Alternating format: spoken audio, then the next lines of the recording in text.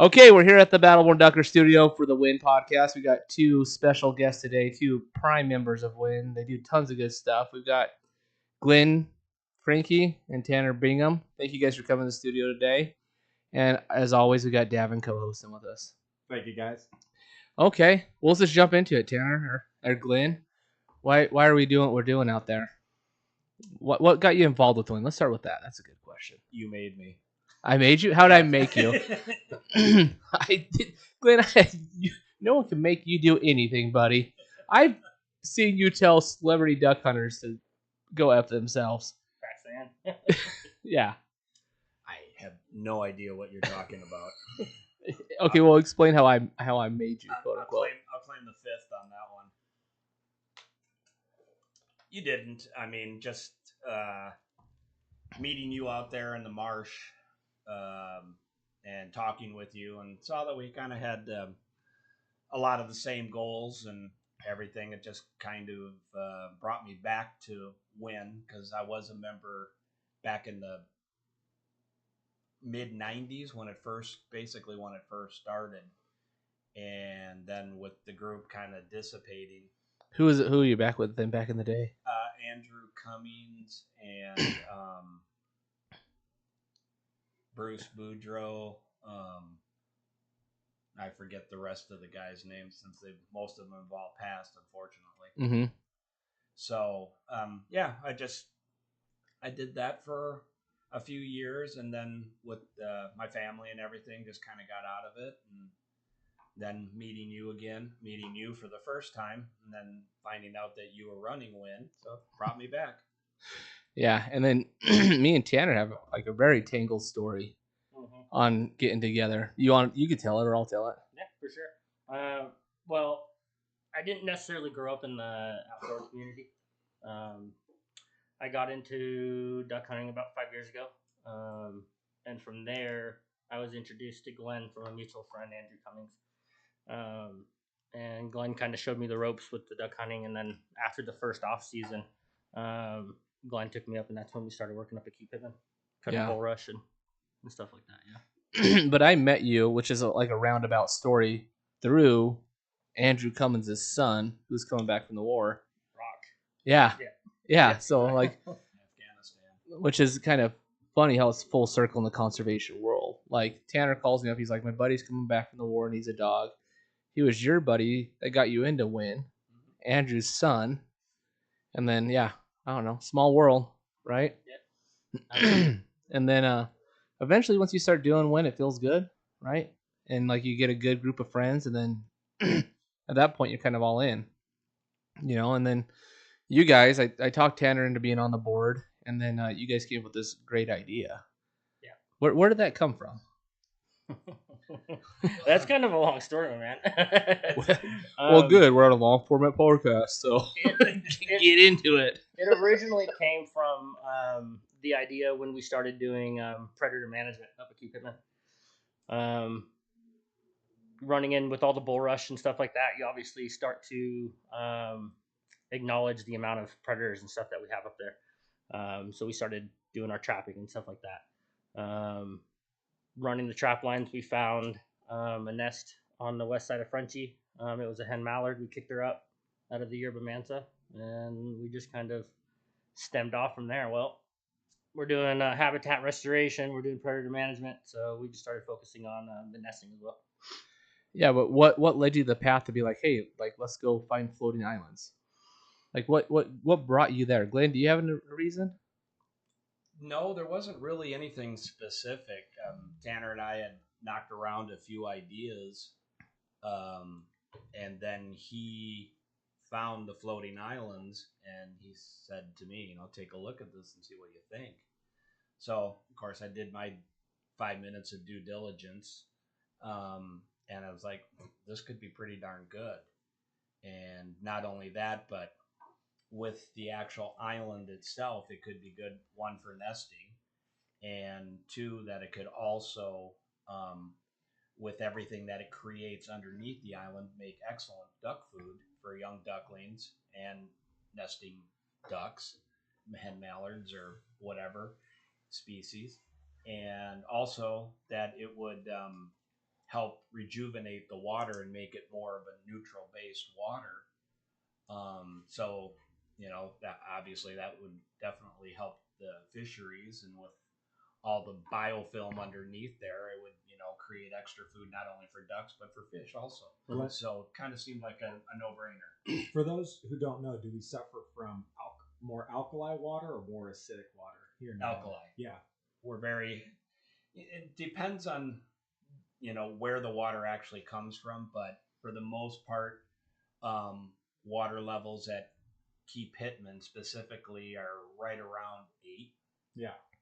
And then when you get down to like Paranagit, like Lower Lake, it's in the high 9s. Whoa. Yeah. So that's talking with Rob Vincent, and that's why there's no fish there. In Lower Paranagit, yeah. In Lower Paranagit, correct. And because of that, he asked us, that if we could share the data with him, and I said, of course we will, because if it does what we hope for it to do at Key Pittman, it could really be, like a godsend, and also help Lower Paranagit. Yeah. So are we choosing plants that thrive in alkaline environments but produce some kind of a acidic byproduct or mulch to some degree?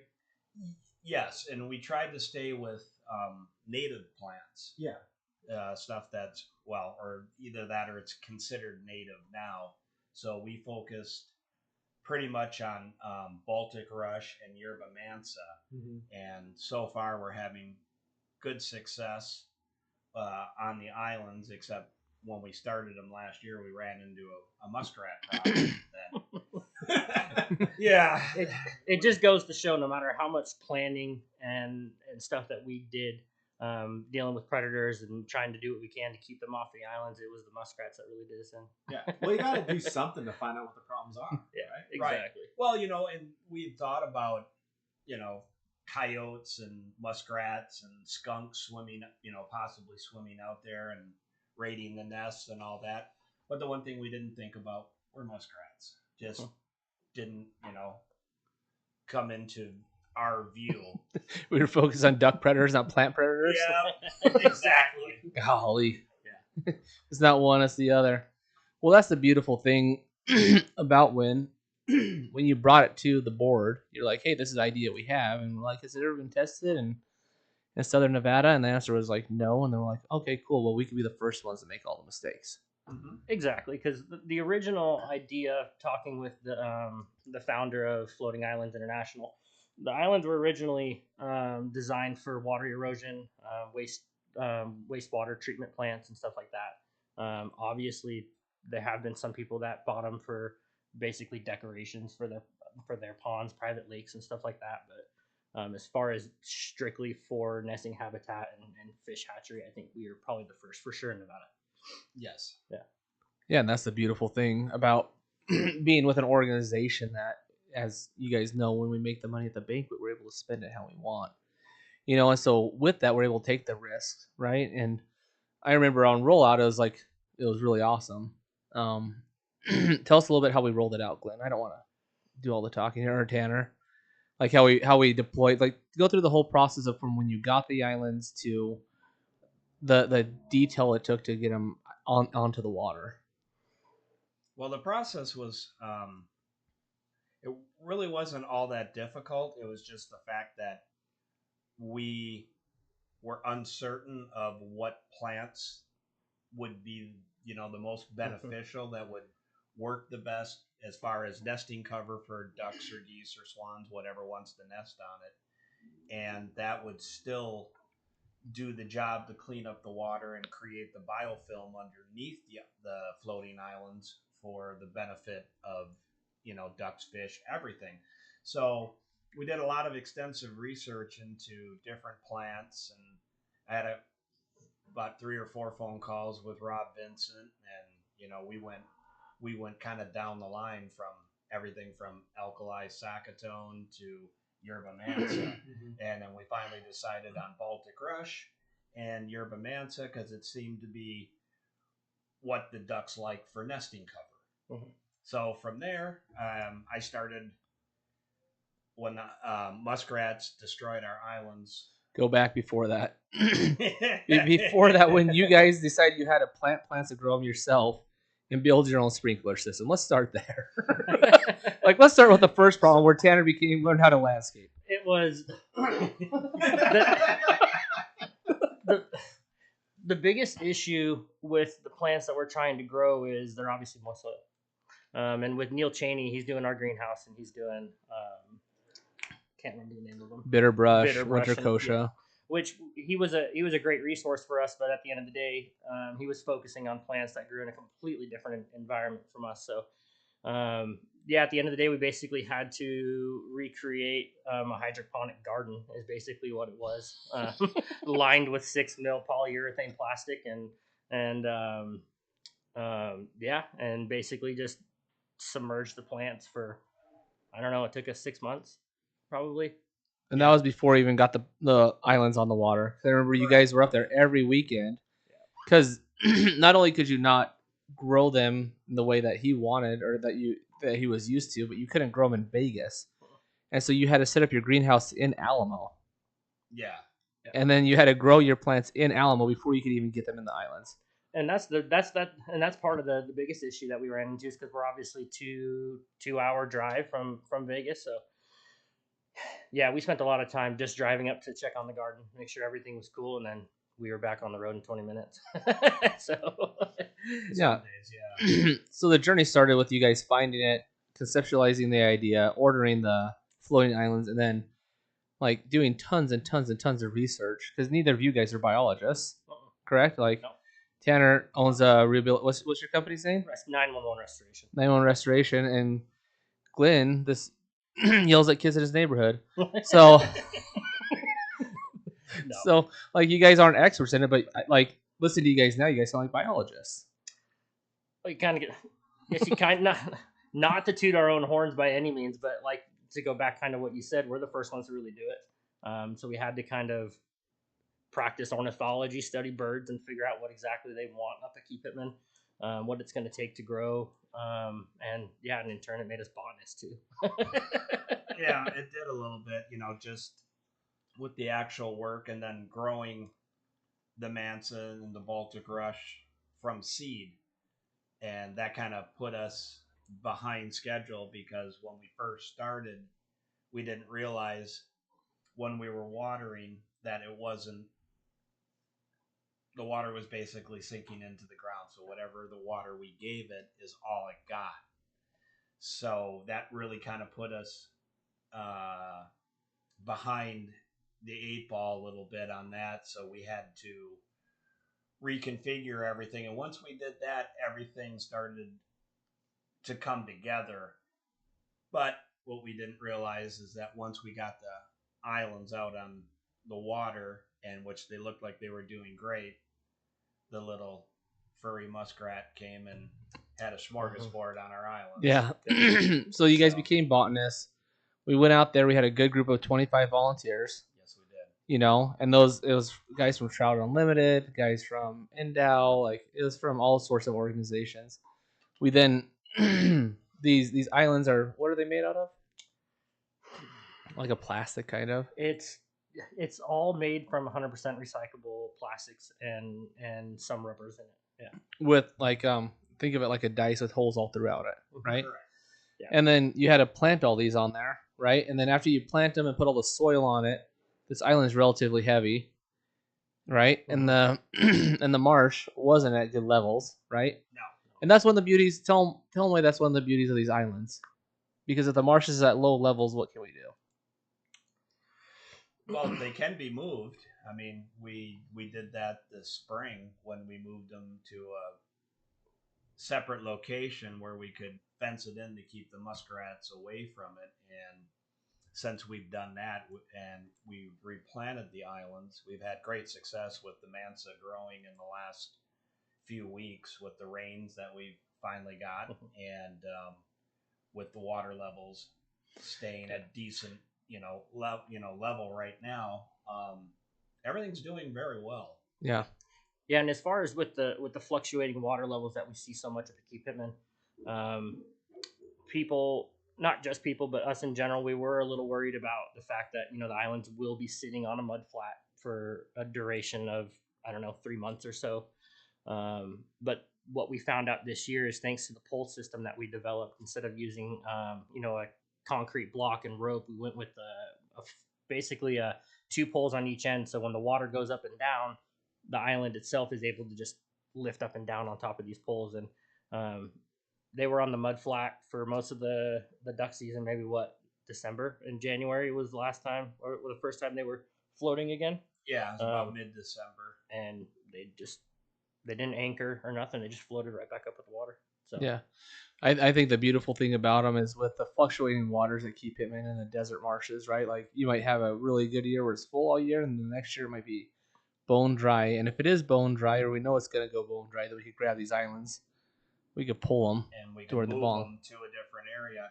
And even with the muskrat, what he had eaten, or the muskrats, you could still see where the Baltic rush and the yerba mansa was still trying to grow, even when it had the water level had dropped and it was basically sitting on the mud flat where we had put them.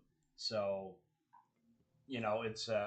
it was nice to see that. It wasn't nice to see what the muskrats did to our initial work. We get it. You hate the muskrats, right? I don't pretend. I'm not a fan of muskrats right now. So, speaking of the muskrat, have we found a solution to keep them off the islands for now? Absolutely not. Absolutely not. So No. that's an ongoing process. This is going to be. Lead poisoning, steel poisoning. Still So poisoning. the biggest right? Yeah, steel poisoning.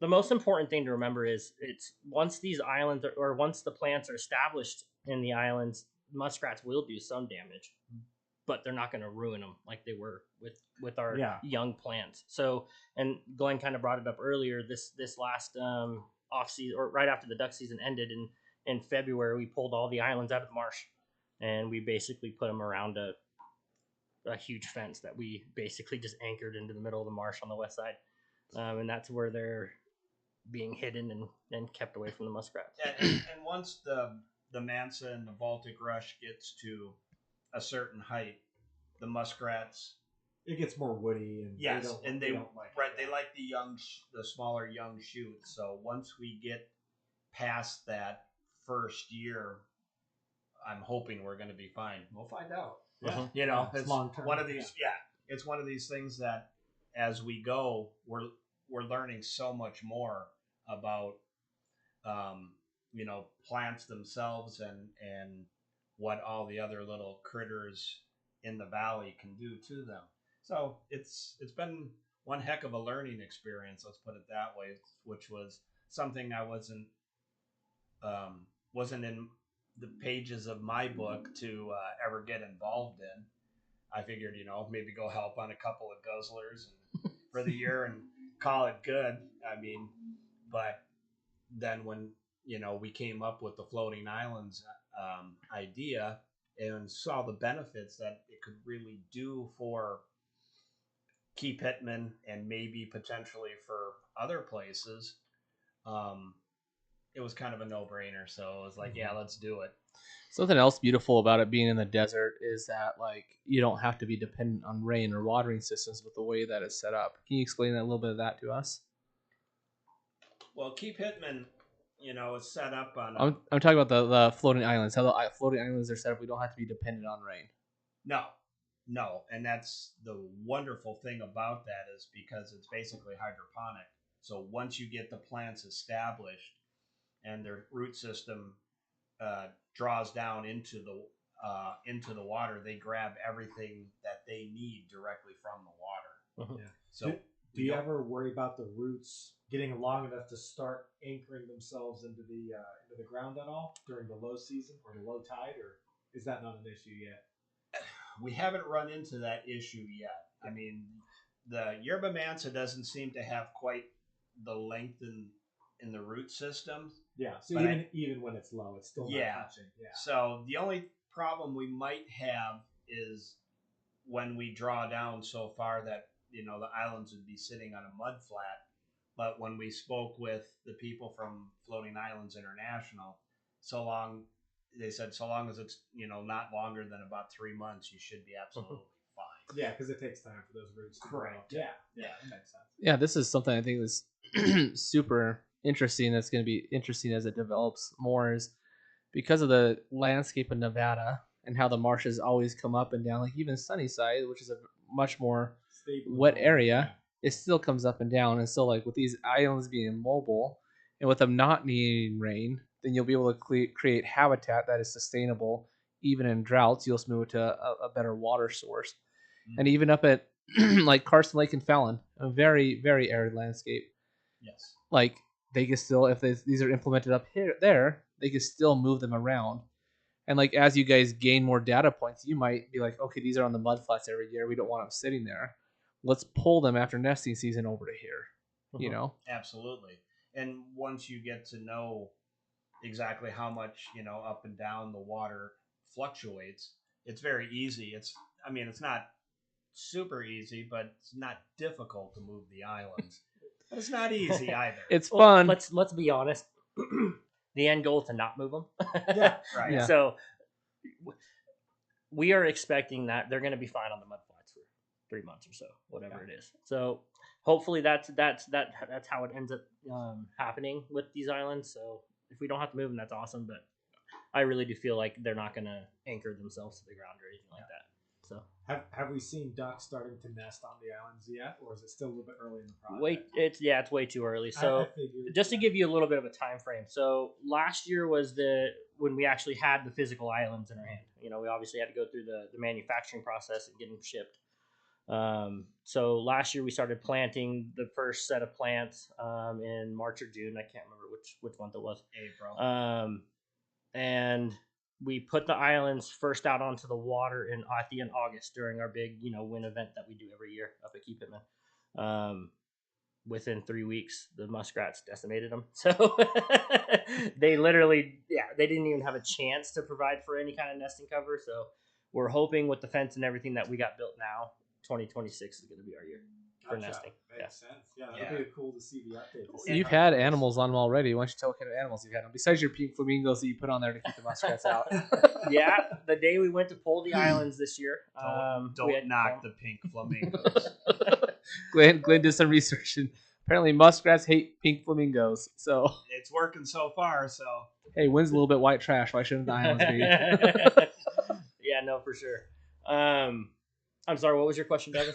No, what kind of animals have you had on them? Yeah, so when we pulled the islands, we had cormorants on them, which we don't necessarily like them, but they're waterfowl, so we can't really be picky. We had cormorants, and since the fence has been built, we've had blue herons using them and a goose. Yeah, that's so, awesome. Yeah, and I mean that's inside the fence. The goose one inside the fence. Inside the fence. Inside the fence is sat on the island. Yeah, to use the island. I've seen a few blackbirds and other things sitting on the islands for a very short time, but since we've had it behind the fence, but last year before we pulled them and moved them, I saw coots out there. I saw a lot of ducks swimming around them. So and they were using them as loafing, basically just floating beds in the middle of the wood. Even though there was no plant life on them, there were still a few birds just sitting up on them. So that gave us a lot of hope that when there is finally vegetation on there, that they'll be using them for nesting. Yep. Yeah, no, that's awesome. I want to go a little bit back to the process because the process is a lot of fun. So we planted all these islands, right? Water level's low. We had my boat out there with my. It's really an old mud motor, right? And then we ran into a few problems with pulling it. Do you want to tell what happened? Like the process of getting them to the X's? Well, yeah, every time you pull it 10 feet, it would suction to the mud. And then we'd have to physically get out of the boat and drag this 90-pound, well, probably 100 pounds after it's been waterlogged, island through the mud. Yeah, and when the water was good enough and you had enough speed, the island would dip underneath the water. Mm-hmm. And so we had to have one guy on the boat sitting on a metal pole holding the island up while I drove the boat, while two other guys, and then once you get stuck in the mud, you had two other guys push pulling this boat, but you couldn't have too many people on the boat because then it was too heavy. And so deploying 5 islands was an absolute nightmare. Mm-hmm. So how was it when you guys moved them during goose season? Was that better with the higher water levels? Oh, it's easy. It was very easy. Yeah. Shout out to Sean Fairbairn. Yes, Mhm. absolutely. Wonderful help moving the islands over. Yeah, it was a big help doing all that, and but it was a lot easier than when we deployed them in August, moving them over to where we have them now because the water was so much lower, and Sean was able to grab an island. We grabbed an island. Boom. It went pretty smoothly. Yeah. It was just unfortunate that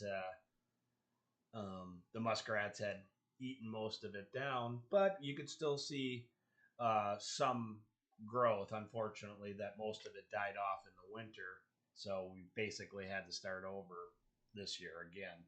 And once I saw what the muskrats had done to the islands in I think it was about mid-November, I started growing Baltic rush in my garden and yerba mansa, so that way we would have it ready for February, March. And since we've done that and planted it, it's done very well. Yeah. You guys show me pictures. But it's like a 2-year process, really before the plants really get down and set their tap roots and all of that. So it's still going to be till next year when we get a good read on everything that's happened. Yeah, and when it comes to fencing in the islands, we tried to do that once, right? They're like, use this green plastic fencing. The muskrats won't get through it. No, apparently green fencing looks like grass. Yeah. No. Apparently, yes, they were able to chew right through it. We found numerous holes where the muskrats had chewed right through it. So, shout out, do not use green plastic fencing. Get some good chicken wire. Get some good chicken wire, put it in. Yeah. They can't chew through metal yet. Nope. Not yet. Not yet. Maybe later. Who knows? Well, let's talk about some of the concerns you have with the islands being out there during waterfowl season. Well, obviously, the biggest, most important one is we were really worried about kayakers and hunters making their way out to these islands and using them as hunting platforms. And at the end of the day, I mean, they are their own little ecosystem and they're fragile. So we haven't ran into the issues yet, but that was our biggest concern, was figuring out how to keep people off the islands and hopefully not destroy them. Yeah, are you able to stand on these islands? No, I have tried. I've jumped up on them. Like, just to give everybody a little bit of a reference, they're 5 foot by 6 foot. They're 30 square feet. So they're not big. They're definitely big enough for a person, but we had them specifically designed to where they can't withstand the weight of a 200-pound dude. So yeah, so if you're out there kayaking, you're like, oh, I'm gonna set up my blind on this island. please like, don't. You're gonna sink. Don't step on the islands. Right. If you get up on the islands, it's going to be a very unstable platform, anyways. So, and you're standing on a big sponge. Correct. And if you put weight on a sponge, you'll sink. Right? That's the concept, right? Yes. Not only are you destroying habitat, but you're gonna end up in the water. Yeah, probably some kind of a drowning risk. So. Go over backwards into the lake. Yeah. And then we'll just put you under the island, and you'll be good habitat for all our plants. Great organic material. Don't climb on the island. Glynn will put you under there with the muskrats that he's harvested. So, let's talk about what you guys found recently when you went out there and put your hand underneath the island, and why that's interesting. The biofilm and the snails. We pulled out a big handful of all that algae and snails. So that just goes to show that, like I said, they are their own little ecosystem and they're producing their own invertebrates. And, obviously when you have, a hen and her brood that just hit the water, the key source of food for them to grow their feathers is that protein. And as soon as they get off that island, they're going to have a bunch of protein between all the insects and snails. Right. Between the insects, the snails, the invertebrates, that's, perfect initial habitat for a hen mallard, that she needs that to actually lay her eggs. And then once the eggs have hatched, it's wonderful nutrients for the babies to grow up. So we have something later to hunt. Yeah. At the end of the day, we just wanted to give them that habitat where they basically had everything that they needed. They have a food source. They have a sense of safety with all of our vegetation, and they don't necessarily hopefully have to go too far. So You can speak to this in the past. What I did with the dirt islands on Frenchie in the past. Have you heard about that? No. So, from what I've heard, is back in the day they built a large dike and large islands all over Frenchie and all over Nesbitt with dirt mounds. And then what happens is those water levels raise and lower, raise and lower, raise and lower. If those islands aren't maintained, they just disintegrate and fall into the marsh. Yes. Well, especially like I think now I know what you're referring to. Okay. Is, there was an island that was pushed out into Frenchie, and I think that was done by Bart Tanner, if I remember correctly. And after about 5 years, it was gone, pretty much. But I have noticed that over the years of us cutting the hardstem bulrush up there in the two upper ponds, that a lot of the geese with the hardstem bulrush that we piled together, the geese started using that as a nesting platform. So that was kind of a neat outcome from just trying to get rid of that so we would have a place to hunt to actually turning it into a nice place for ducks and geese to nest. Mm-hmm. Yeah, it's not only hunt. You're like and I on Battleborn Duckers podcast with Rob, he said that the bulrush is essentially like the juniper of the mountains, right? Like once you get those junipers on the landscape or that bulrush on the landscape, no other food can grow. Mm-hmm. It's an apex species, and there's only like 3 ways to reset it, right? You could flood it, you could fire it, or you could manually cut it. Right. And so, yeah, with cutting that bulrush, like you're resetting that ecosystem, and you're able to grow plants that those animals can use and actually eat, like alkaline, right? Yeah, alkali bulrush, Japanese millet.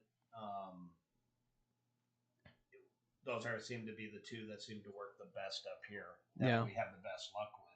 We've tried buckwheat, we've tried sorghum, we've tried a lot of other stuff. Mm-hmm. It just doesn't seem. We don't seem to have the success here. You know, Pennsylvania smartweed. We've tried a lot of it, and it just doesn't seem to grow. That goosefoot was really good for you guys too. You guys been planting that for a long time, haven't you? Bart and I broadcasted it once, and it still comes back every year. Yes. So. I remember that alkaline bulrush is so good up there that when it's growing in certain bulrushes in Overton, Benny has us come down and harvest it by hand, mm-hmm. so we can take that seed and throw it out where it belongs. Yep. So.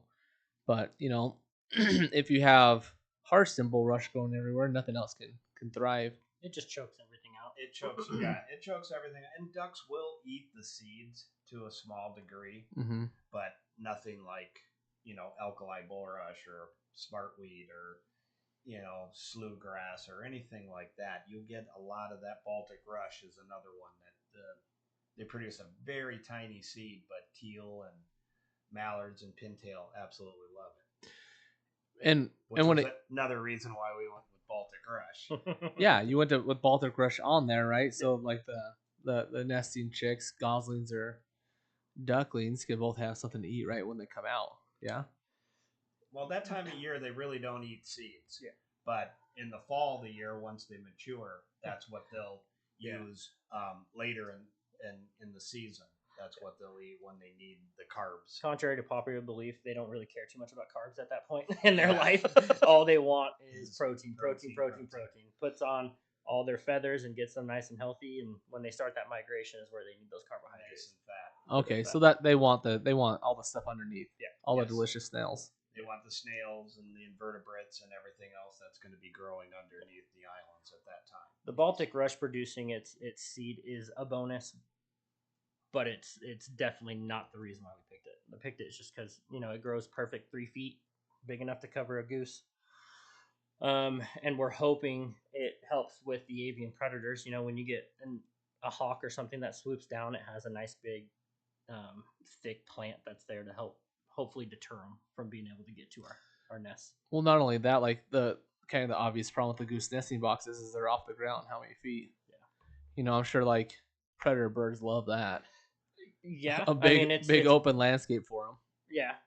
Nothing against those goose boxes. I mean, they definitely work. They just have to be put in the right spot. Just like, and we have hen houses out there, and I know a lot of people are familiar with them, but they just don't work for us. I don't know why. I don't know if Glenn can maybe put some insight onto why they don't work for us, but they just don't. And people have asked, well, why don't you guys just do hen houses? Well, we have, so that's why we ended up having to think outside the box and come up with these islands. Yeah, we kind of learned, like, love or hate the muskrats. We kind of learned from the muskrats how to do it. Am I right? Correct. Yeah. And the hen houses are a wonderful thing, but the only species that seems to really use them are mallards. And for some reason out here, we just haven't had any success with them. The goose boxes have worked in certain areas, worked very well.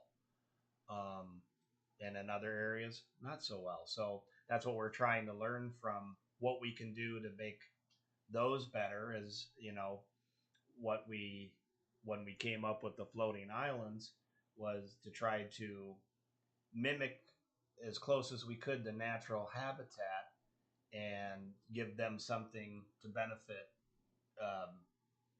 after they raise a successful hatch. So that's almost like nature gave us all the clues, right? Correct. Yeah, like looking back at your story, it was almost like you're trapping predators. You walk up and you're like, huh, how can I replicate that nest I just found? Right. And then you're going through the marsh, like in the ponds, and you're like, how can I replicate that nest that goose is sitting on right there? And I mean, when we found that one hen mallard, when she jumped, I immediately stopped the quad. We got out. It took us almost 15 minutes to find that nest, and we watched her jump. Mm-hmm. We had it narrowed down to a 20 square foot section of yerba manta. Right. And it still took us a while to find it. But we were being very careful to make sure, before we stepped, we were parting everything so that way we didn't step on the nest. And it took us a good 15 minutes. We found it. And that's what gave us the idea. It's like, well, she's using this as nesting cover. And I mean, it was very good cover. And it's like, I bet this will be good on the islands. So that was one of the reasons we went with yerba manta. Is there another way to replicate that habitat to supplement the floating islands, or is the floating islands kind of the most obvious answer? Yeah, that's a good question.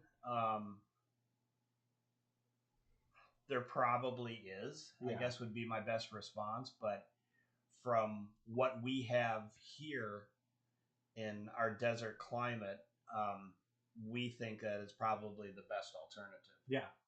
That's what. With your water control, like if you could control the water where it's going to grow and stuff, then you could definitely have a habitat for that. But you have no control over the rain or what the farmers let down, or no. You just have to grab whatever piece of water you can get. Yes. So we're kind of limited on what we can do, and we're hoping that if it works well on Nesbitt, that we can also do the same, try to replicate the same thing down at Franke. The only problem with Franke is sometimes it goes dry. All the way dry. All the way dry. Correct. But, I mean, like, there's always that back corner, right? Yes. There's always the back corner that's a little wet. Yeah. And that is the best nesting habitat. And that's pretty much where the best nesting habitat is, right over there. So if we can get some of the islands over there and replicate, what's growing over there, which is basically Baltic rush and yerba manta, and that's what the ducks seem to be nesting in, I think we should have good success.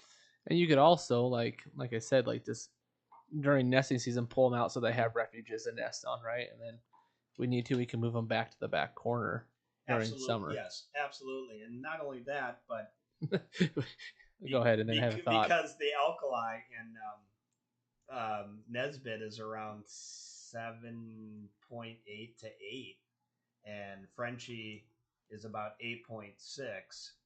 So if we could bring that down, there's always the possibility of, if we can find a stable water supply and keep it full, we could actually put fish back into it again. Yeah, which would be a big benefit.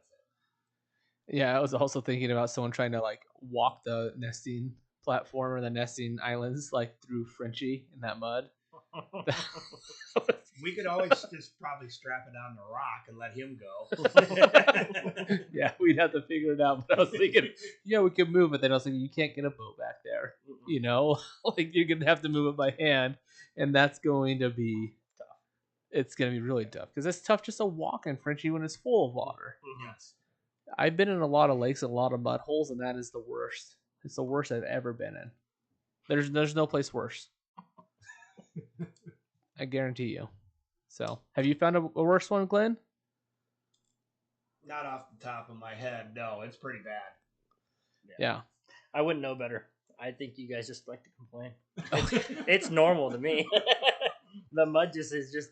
That's just the It is what it is, dude. Yeah. Yeah, the first day I took him hunting, we ended up on the west side of Nesbitt, and I took about 5 steps out there, and I'm like, "No, Tanner, you can get the 2 ducks." Dude, And I was already up past my knees, and I was like, for this old guy, it's like, I'll let the young guy do it. I was so But- happy to kill my first duck. I don't think I touched the water to go get him.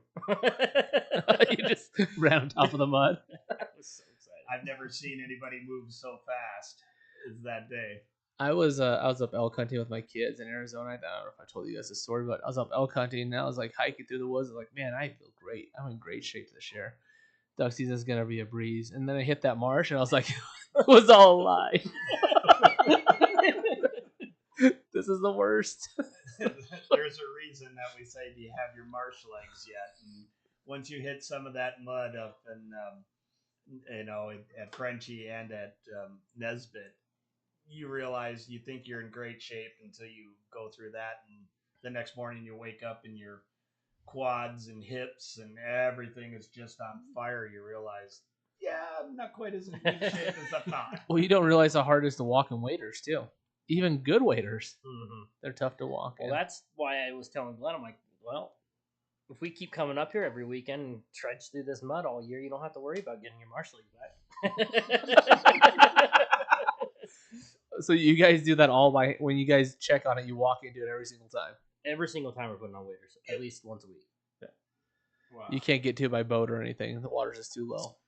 Well, the nice thing about where we staged our islands, thanks to Andrew giving us permission, we don't really, I can park my truck. We're like, what, 45, 50 yards away from where the islands are. So we just step out, put our waders on, and a quick 1 minute walk out. For him. For him, Yeah. Yeah. 2.5 for me. by the time he checks it, you're just like getting your boot on. You're like, oh, good, we're all done. What do the pictures look like, Tanner? Exactly. So, well, awesome. Let's go over how much did the islands cost. Let's go over the cost of it. Just the islands or the full project? Just go like line item if you could think of it off the top. It doesn't have to be exact. Just off the top of your head. This is Glenn's cup of tea, but I know the islands themselves were just under $1,000 each, and we have 5. So the islands themselves came out to about 5,000, and then all the other stuff to get them to grow. I mean, Right, and then we had some not cost overruns, but added costs with the fencing, buying seeds,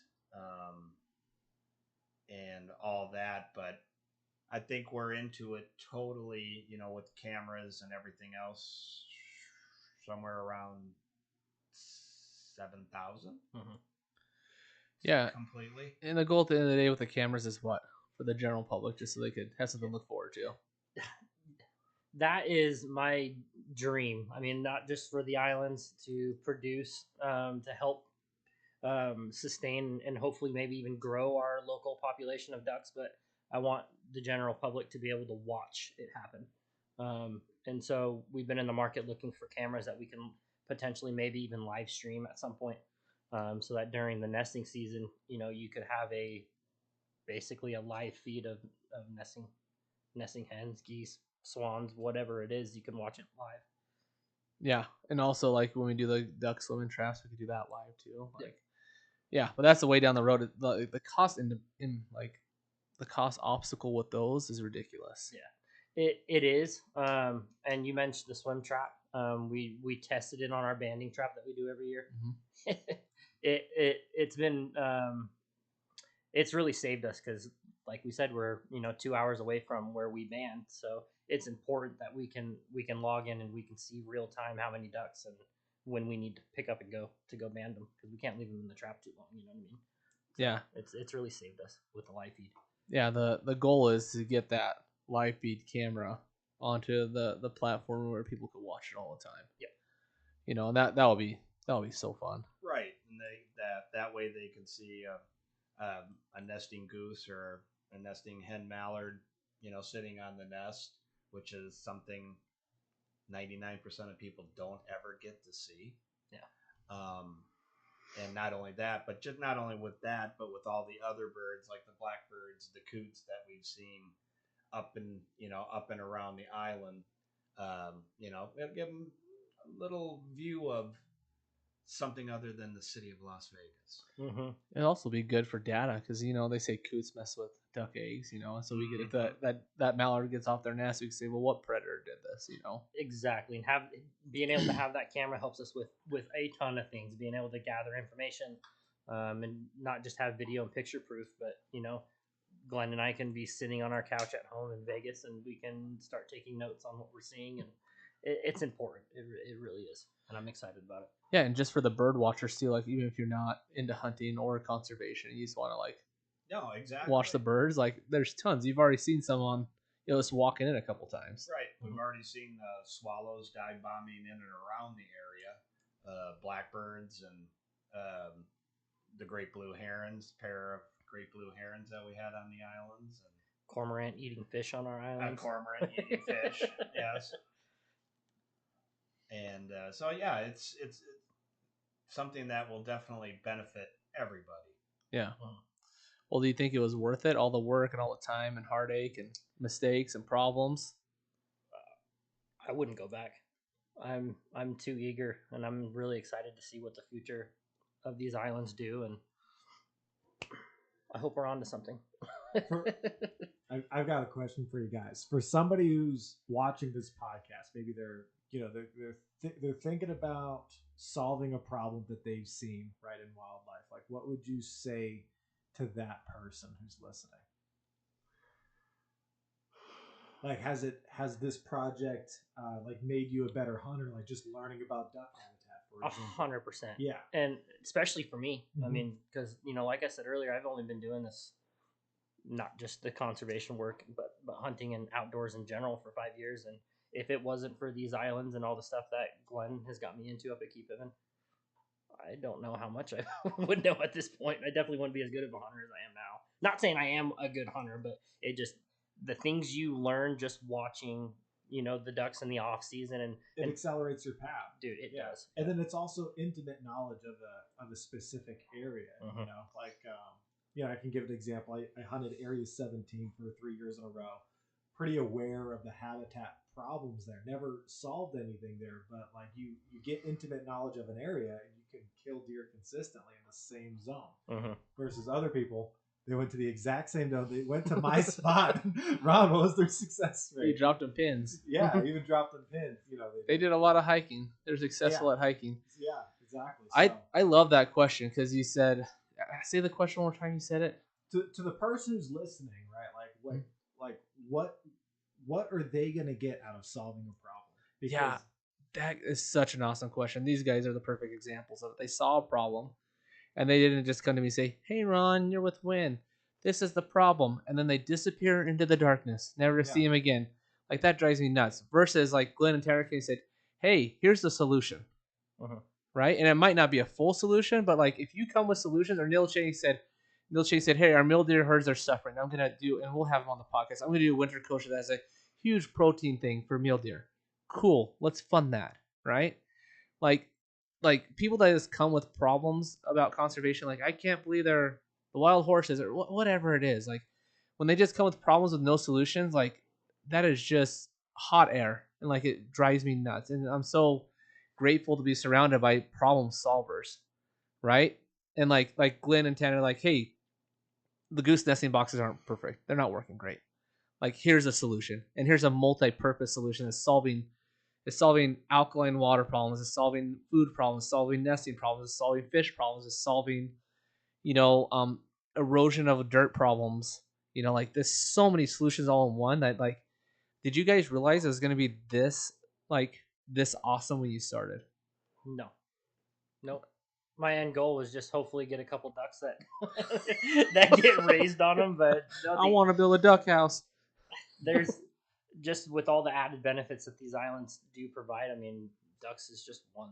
I mean, like you said, you just listed them all off. There's ample amount of things that are going to benefit from these islands. Yeah, it's like when we first looked into it, our end goal was really just to find better habitat for nesting ducks. And as we looked into it, and we looked into the floating islands, and we looked at, I mean, a myriad of other things, we saw the benefit of the floating islands, that not only could it, be a possible nesting habitat, but water quality, the biofilm that it produces underneath for the fish and for the ducks. It was, once we hit that, we were pretty much like, yeah, I think we found what we wanted, and not only that, but we got more out of it, because we had looked at other things, just like building a temporary floating islands and stuff like that. But once we ran into Floating Islands International, we saw what it could do, and talking with Bruce up in Montana, once we found that, we pretty much knew we had found our answer. Yeah, and his islands have been in the water for, I think, the first original patent. I mean, they're 20 years old, so we don't necessarily have an idea on how long these islands are going to last. I'm expecting 20, but it could be. That's kind of a good problem to have, right? To not know when something's going to break down. Because Exactly. we live in a world of planned obsolescence, right? Right. So to have something you don't know if you'll ever have to replace, it's like a good problem. Yeah. Right, and I think probably the only problem that we'll run into is that like within nature, is that sometimes plants die, and then we'll just have to go out and replace a few. Mm-hmm. But I've gotten pretty good at growing them now, so there you go. I'm hoping in 30 years, when I'm, not to age you by any means, but when I'm up towards Glenn's age, I'm looking at these islands that Glenn and I did. you'll still be younger than me. Yeah. I'm hoping, I'm looking back at these islands and they're 30 years old and they're still producing. Well, it's not just those islands, but they're all over the state now. I sure hope so. That's yeah. Yeah. Absolutely. So, quick question. I actually don't know a lot about duck migrations, and I don't know if you guys have learned about that in this project. I'm glad you brought this up, Dan. But I would think that somebody would be like, hey, aren't those ducks just going to migrate somewhere else, and then someone else is going to hunt them? Of course. But to go back a little bit, Glenn and I were talking with Rob Vincent and a couple other people. According to the banding data, it shows that the majority of ducks that are harvested are born and raised in the valley. And what I mean by that, it's Paranagate, it's Hyco, Key Pittman, Kirch, Steptoe, and the rubies. You know what I mean? That's where all of our ducks are. They don't really go too far. They just follow this triangular path around all the southern regions of Nevada. We don't really benefit from the prairie pothole region. Mm-hmm. And other states. Obviously, we get some ducks that come in, but what's the percentage? Almost 80% of all the ducks that we harvest are basically local birds. Well, the teal, right? The teal are going to migrate. Yeah, but they go and then they come back and we harvest them. You know what I mean? But the mallards and stuff like that. From the banding reports that they've gotten back, we found that the majority, like Tanner had said, are from the rubies down to Paranagate and everywhere in between. That's probably 80% of what we shoot at within that area are local birds. And they do migrate down towards Mexico, and then I guess they kind of J-hook back up into California.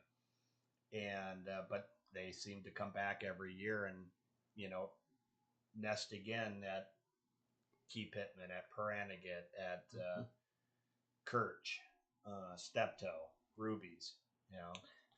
We have all shot bands. I mean, like, let's be honest. Like, how many of them have you shot that have all been banded 2-3 years ago? Basically, within a few miles of where we banded them.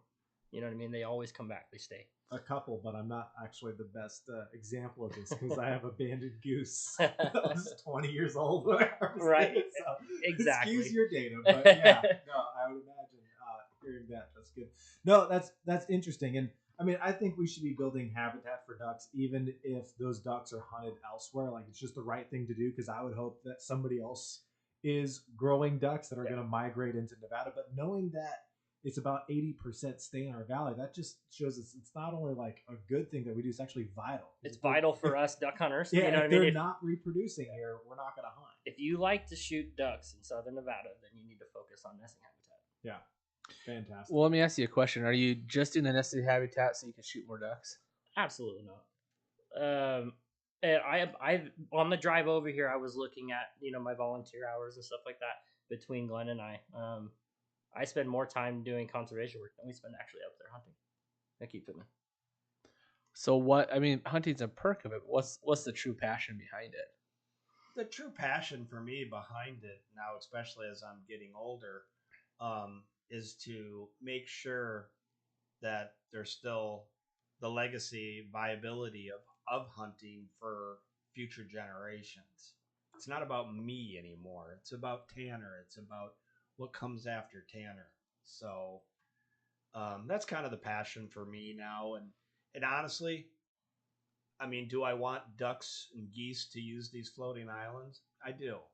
But if I find out that it's red-winged blackbirds or something else using it, I'm still okay with that. At the end of the day, it's about giving back to the sport we love. Yeah. And what you guess you can look at it and be like, yeah, like you said, we're only doing it to try to shoot more ducks, but it's really just out of a love for waterfowl is really what it is. I love waterfowl. I love hunting them. I love eating them, and I love trying to help give them the best habitat that they can have.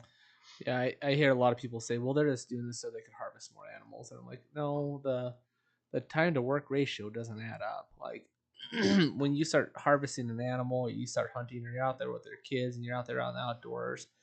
It's the whole package, it's the package of being outside and enjoying the outdoors with your kids. And hunting's a perk of that.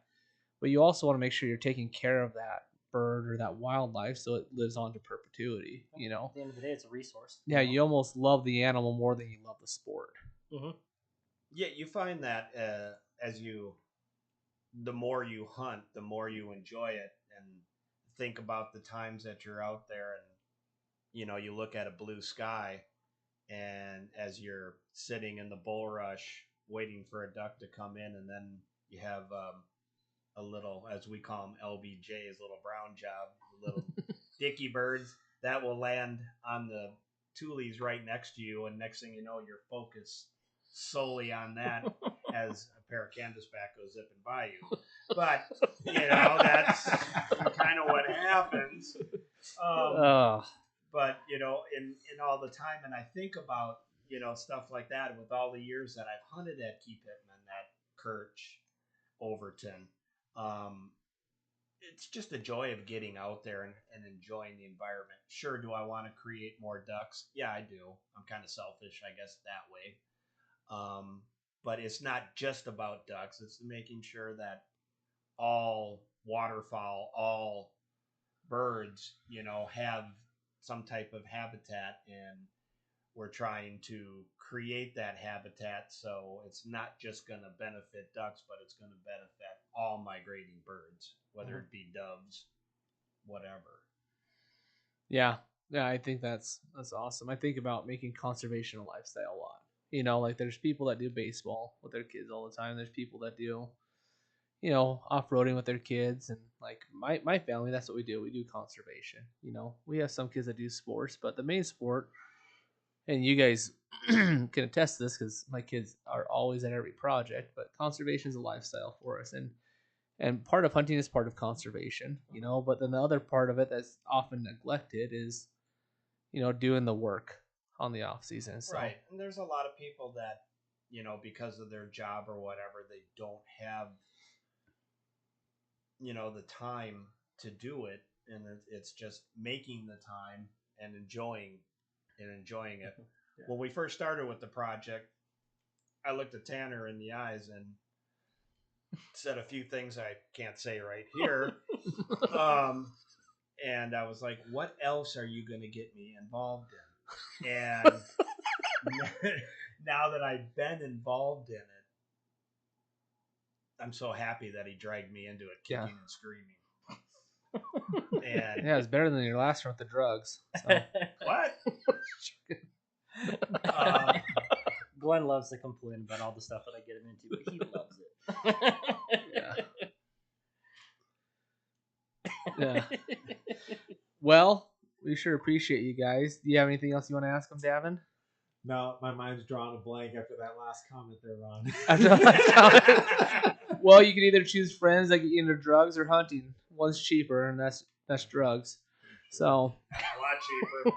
So. Yeah, it is. Anyways, well, we'll wrap it up here. Again, appreciate these guys and their hard work. Appreciate the floating islands, and from the bottom of our heart, we hope that you join WHIN and make conservation a lifestyle. Yeah, thank you all. Thanks. Absolutely. Thank you.